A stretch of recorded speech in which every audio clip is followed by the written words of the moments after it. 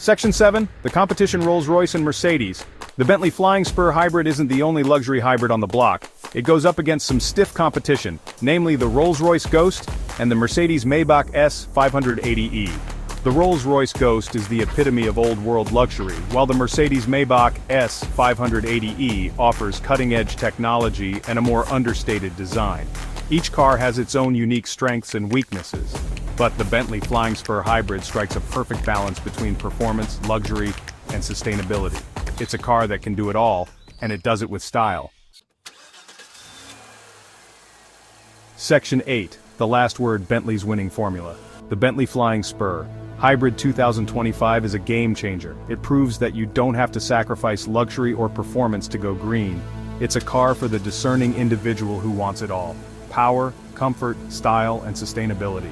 With its powerful hybrid powertrain, handcrafted interior, and cutting-edge technology, the Flying Spur Hybrid is a car that's built for the future. It's a car that makes a statement without saying a word. Section 9. Want to learn more?